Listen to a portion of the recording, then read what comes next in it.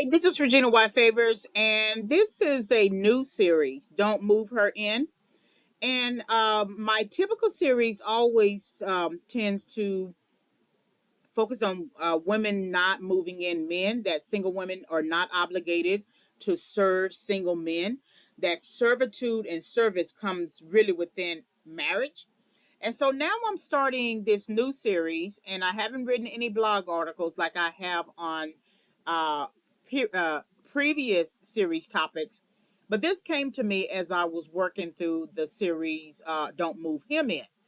And I had to think about this because many people, many women tend to have the perspective that we need to guard ourselves against men, right? Especially unproductive men, homosexual men, violent men, men who don't want to work, things like that, right? But I kind of want to think about this topic, Don't Move Her In. And I don't know how many videos I'm going to create on it, but this just came to me and I have been taking some notes. So I have this homeless woman here in the picture, and you can conduct a Google search of any other type of picture that might be of interest to you. And I kind of searched the internet, and I wasn't quite sure if I wanted to use this one, but I don't know, something about this one kind of made me think about it. And so you see the woman in the picture, and she has all of her belongings in a basket, and she's homeless, clearly homeless. But when you see her sitting on the bench, she's kind of put together. So she's put together. She combed her hair. She's wearing some shades. Looks like clean, clean clothes, tennis shoes, purse, right? And so she looks like she's put together. If you didn't see the homeless gear that you see there with the bags in the basket, and it was apart from her, you would think that she was a regular person, that she looked like just everyday person that you see non-homeless. But then when you see this basket of homeless gear and homeless trappings, you know how we say trappings of wealth, trappings of homelessness, is something to think about. And this is the picture that I decided to use here. So then when I thought about this and I thought about Don't Move Her In, and how many times that I have seen so many podcasts about men and how they kind of bash women, or men on YouTube, and they talk about certain types of women who may be gold diggers, users, things like that, or some women that they took in, and the women ended up cheating on that man with his friend or with his brother or even a father. I never thought about how women, the wrong type of woman affects a man. You know, we always think about women who affect men who might be the type of people who are who are fast, kind of sexually adventurous, maybe Jezebel types. But we never think about just a regular woman who can't receive a good man. I've never thought about it. And so, because I'm the kind of person, I don't really do wrong by a man. I'm usually the good woman who has been done wrong by a man, a bad man. So this kind of shifts my perspective, and it's something that I have to consider because you have many women who are now going down a different type of path where they are almost acting like men. Whatever men did to them, they're now doing to men. And these are, it's like the statement, good girl gone bad. But I wonder sometimes how much bad was already in you that you didn't necessarily need someone to take you down the wrong path, that maybe that was already in you and you decided to just pursue it. You decided to pursue it as a life choice. So then Don't Move Her In begins with the subtitle, What Was Her Toxic Family Dynamic? When you're thinking about as a man moving in a woman, you do have to consider her family dynamic, not just her family dynamic, but also how toxic it was. And usually, a lot of times, if it's toxic, it tends to have something to do with the mother and the relationship the mother has with the daughter. If there isn't a mother around and there is a father around, a lot of times it might have to do with some sort of not incest, but sexual assault or something like that, right? Okay. Or it could be a father who has the reins on their daughter uh, too tight, and he's not letting her be with anybody at all, even friendships, right? But in this case, when you're thinking about the toxic family dynamic, you're really thinking about the mother daughter relationship, and how the mother positions the daughter to be the scapegoat, right? The mother has maybe had bad relationships of her own, maybe one or two marriages that did not pan out, and there may be siblings. And say, for instance, it is all girls. So then you would think to yourself, well, she's scapegoating a girl, but then she has the scapegoat. The scapegoat has siblings who are also girls. So it can be the scapegoat could be a person who is a girl and has siblings who are girls or boys, right? So when you think about the mother and the family dynamic, is usually going to go back to the parenting style of the mother. The parenting style, and this doesn't necessarily have to be single mothers. This could be a mother who with the husband, whether the husband is the biological father or not, or stepfather. It could be either dynamic. It could be a two parent dynamic, or it can be a single mother dynamic. So there's this ongoing wave, this ongoing trend of men saying that they don't want to date single mothers.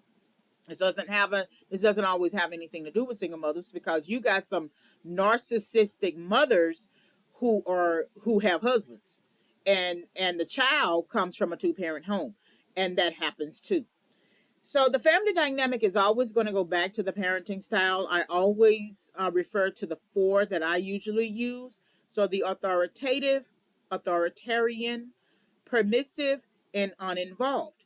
So the authoritative is the type of situation where if the child messes up, the parent sits the child down, creates a teachable moment to figure out what's going on, why you did this, how can we change, right? How can you improve? That's a teachable moment. Authoritarian, always think about, dictatorships and things like that, those types of countries, but within the family dynamic. The parent usually says, "Do it because I said so." The parent doesn't give you any indication of why it is important to do, how it's going to impact the child in some kind of way, how it's going to help the family dynamic. Just do what I told you to do. Do it because I say so. Permissive is just what it basically means, that you have a parent that is very permissive. Whatever you do, you as a child, you have no consequences. And then having no consequences leads to entitlement. And so then you begin to feel entitled to the parent's permissive parenting style. And then uninvolved is just simply parents who probably have anything that they want to do, and they are not really interested in parenting, but they tend to be the type of people that they like the social perspective of being a family, even though behind closed doors they are not a family. And you see this a lot in uh, rich, wealthy types of families, where they are not really involved in the development of their child leading to high school. They might attend events, things like that, but the child usually has a nanny. So those are your four parenting styles. I usually mention them throughout some of my videos. So then when you're looking at the family dynamic and you are considering the parenting style, now you have to consider the different children and their relationship within the family dynamic. So you always have a scapegoated child, you always have a golden child, and then you always have an invisible child. I often think that the scapegoated child might fall under all three categories, because whenever the parent who is emotionally, psychologically, sometimes physically abusive, the parent will highlight the scapegoated child as being scapegoated, right? Not using the terminology, but as being scapegoated, meaning that the parent will pit all three siblings against each other, and and the predominant strategy is always everyone against the one. But when the parent wants something from the scapegoated child, all of a sudden that child becomes visible, not invisible anymore, and then a little bit golden. But then once the child gets whatever, once the parent gets whatever he or she wants to get from the scapegoated child, then the person becomes scapegoated again, sectioned off. There's a word for it that I'm thinking about, but I can't come up with it right now. Ostracized, set apart, isolated, ignored, and then all altogether invisible again. So the strategy is always to attack the scapegoated child, create situations, provoke the situation. And if you're younger, you can't speak up, you can't yell, especially in certain households. You can get the type of discipline that is corporal punishment or something like that. So you can't speak up. So you learn how to be silent. You learn how to be silent. You learn how to not talk back. If you do, you're going to get a whooping, right? A spanking. In some dynamics, timeout, and any other type of punishment that that family dynamic uses. So when that happens, and that becomes systematic, is the first time that the parent does it is to test it out. They don't know that they're testing, but it's essentially to test to see what he or she can get away with. It's like the person who is an abuser. He he'll get up and he'll yell, right, to see if the wife or girlfriend flinches. Then when that works, he tries another strategy. He gets all up in her face, and then she cowers. Okay, that's another strategy. It works. Then eventually he's going to shove, or he's going to pull at her, or he's going to push up against a wall or something like that. And all that does is that he's leading up to the punch or to the slap to her face. That's what those steps are. He's leading up to the punch. He starts with one thing, and then tests that out, and that works, and then he starts with another thing, and it just further escalates, and then later it can escalate to that person's death. Well, the toxic family dynamic works the same way with a bullying parent. The parent could be, if there's all male siblings and the parent is a father, he's definitely going to bully one of the sons, right?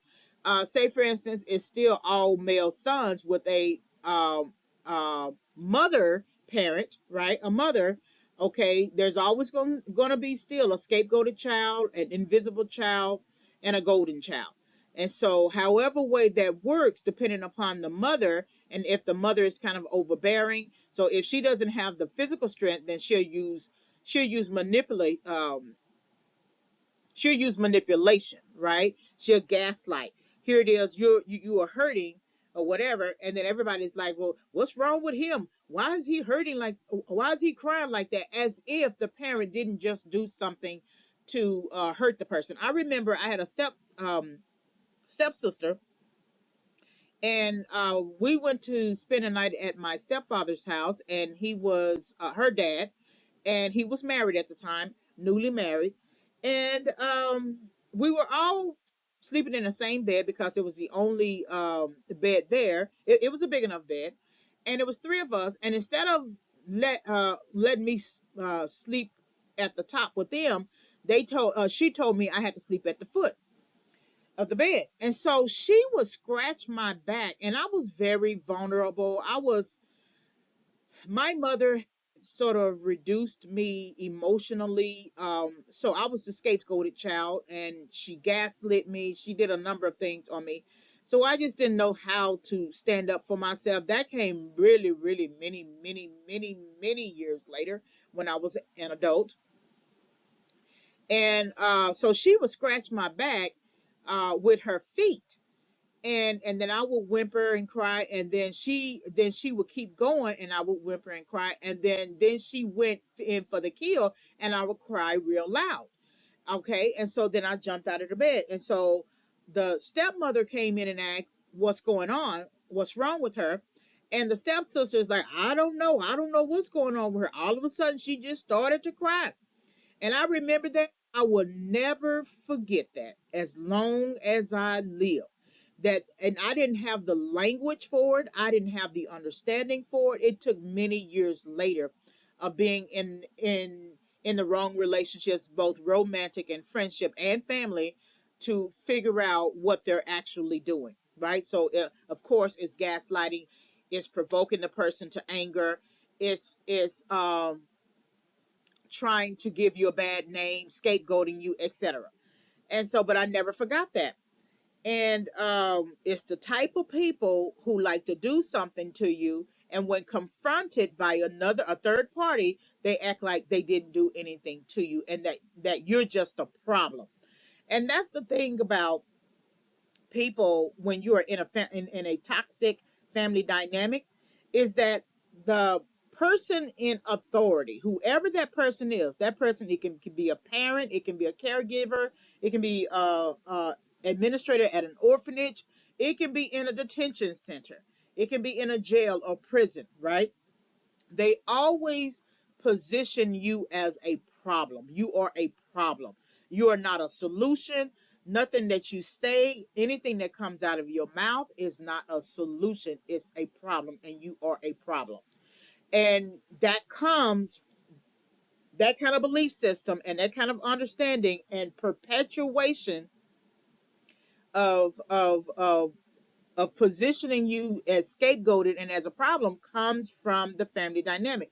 So then when you have a woman who has grown up in, who has been reared and developed within that family dynamic, rest assured, unless she gets healed, unless she begins to confront her own actions, unless she begins to realize what was going on in her family dynamic and how much she doesn't want to pass that on, that she doesn't want the generational curses, that she realized that she was scapegoated and that her mother pit her against her siblings like my mother did, unless she goes through the process of journaling, reading, finding scholarly books or something, finding anything to learn about herself and the environment that she comes in.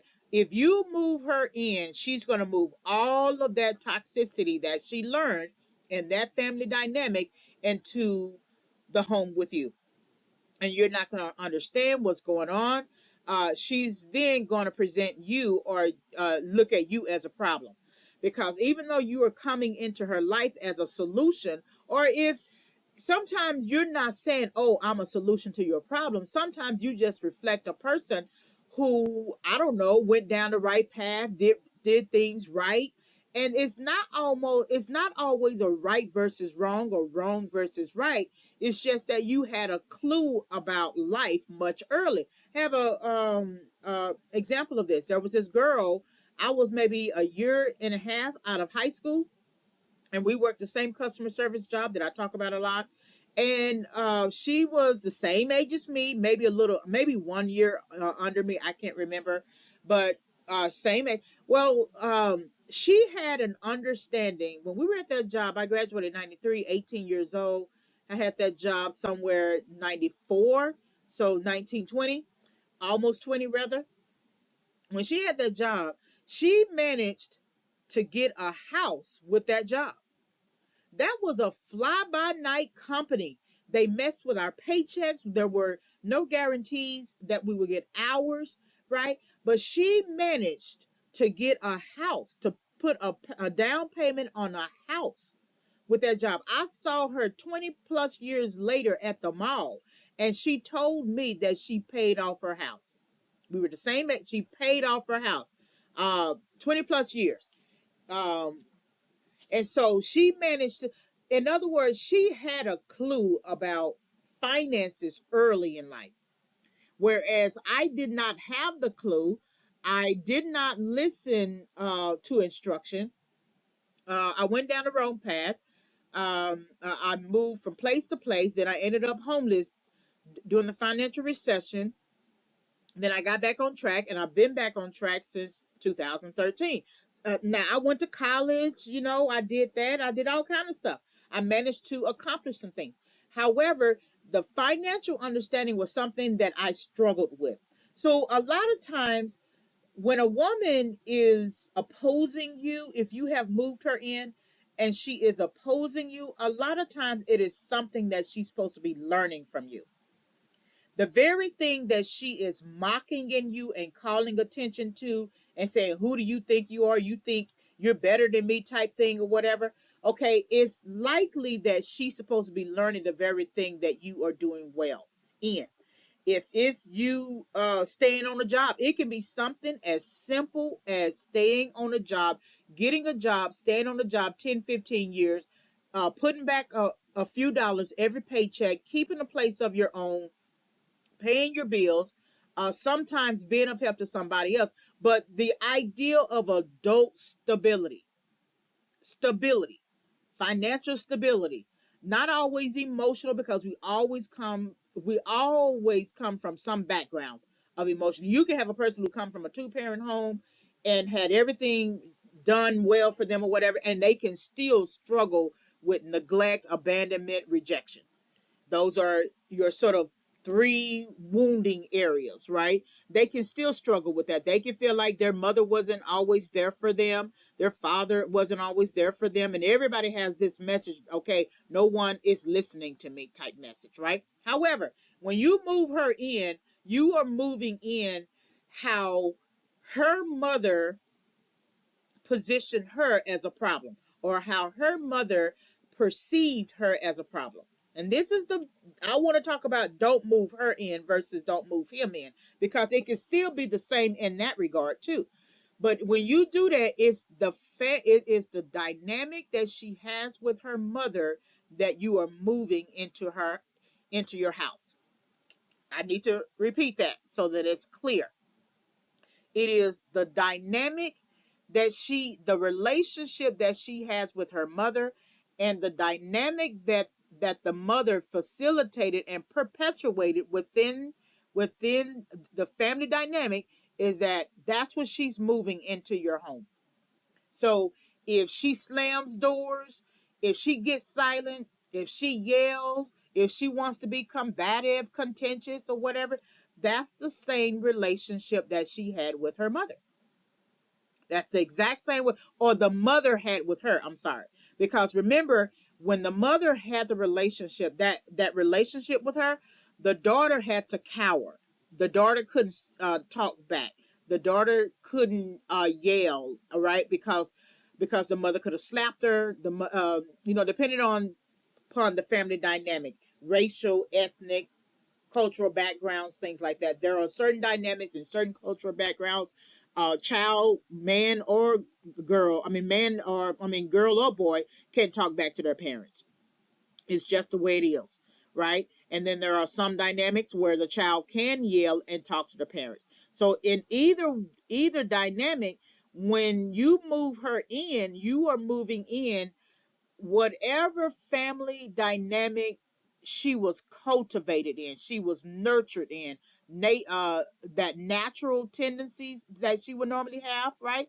And then the nurturing environment. So if toxicity was nurtured within her family dynamic, she's just going to move one toxicity to another toxicity.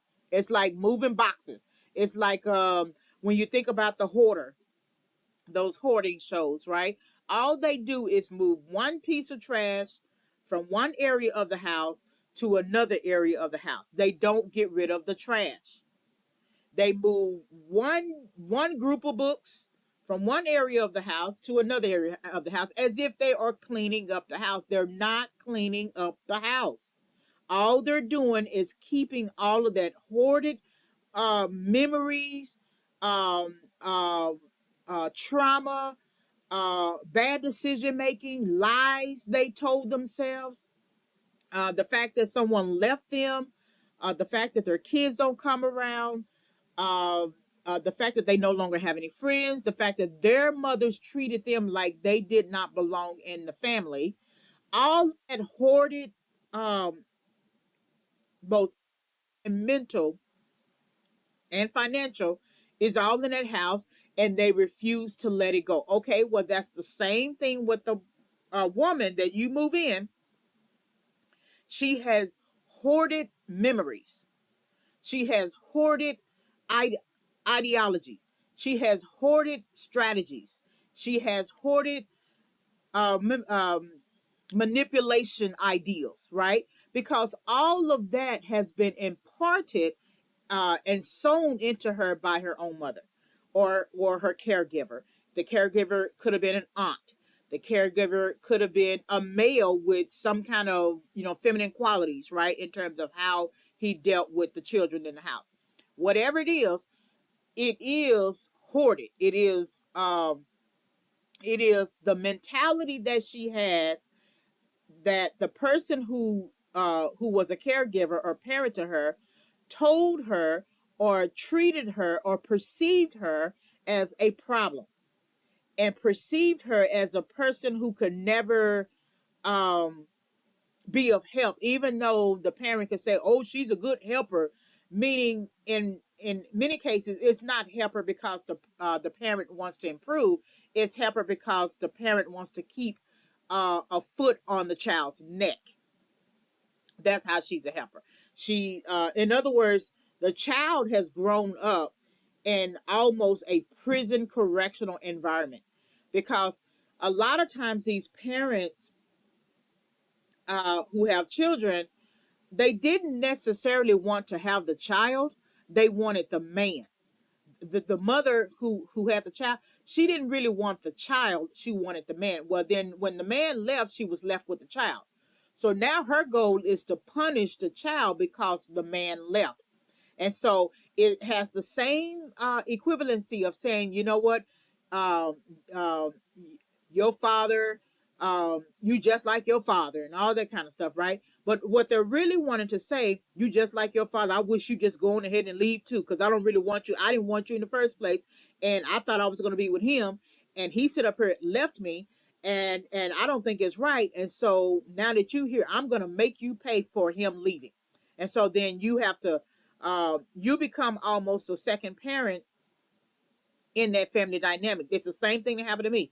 I'm cleaning the clothes, I'm washing dishes, I'm cooking for the kids, I'm wearing the kids, um, um, um, I'm having to gather them up from the schoolhouse. I'm doing all of it's called parentification. I'm doing as much of the parenting um, in a direct sense, without having to go out and work because I was a child. But what I learned from my situation, and moving a man in the videos that I've talked about, the previous series, that part of that was a little bit of manipulation, thinking that I was going to change the situation, that I can come in, I can have him come in, and I can help him and things like that, when a person didn't really want me, but I was trying to make the situation work. So when you move her in, I really want you to think about that decision. And not only are you looking at it from two perspectives, you're looking at it from the family dynamic. Listen to what she's saying and listen to what she's not saying. Look at her strategies. Look at how she thinks. Look at how she's conducting herself around the house. Then look at it also from a toxic family dynamic, the ideology, the belief systems, how she yells, how she might put her hands on you, how she stumbles, runs out of the house, how she goes around the house slamming things like that, how she's not good at confronting her issues, sitting down and having a conversation, especially if you are that kind of person. Now, if you come from a toxic family dynamic as well, where you had an overbearing parent, male or female, and the parent, gaslit you, and the both of you are now coming into a relationship, into a house, okay, then it's going to be hard for you both to address any issues, because if you were perceived as a problem and she was perceived as a problem, you're not going to see each other as solutions to your problem. And that means that you're not really defining the problem.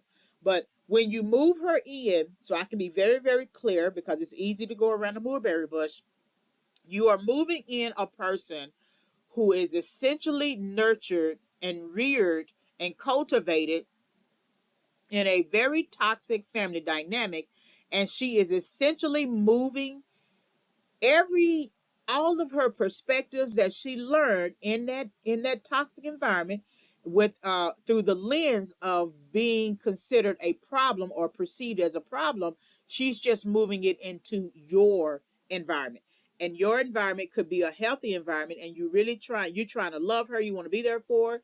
It's like something in you sense what's going on with her, but you don't know how to call it a name. In some ways it could be familiar if you were hurt in your own childhood, wounded in your own childhood, and you say to yourself, I don't want anyone that I deal with to ever feel the same way I feel. And then you move in some person who has not resolved her issues and do not perceive you as a person who may be a solution to your to her problem. Is going to devastate you. It's going to financially ruin you. It's going to emotionally and mentally drain you. It's going to move you in a state of in a in steps of bitterness.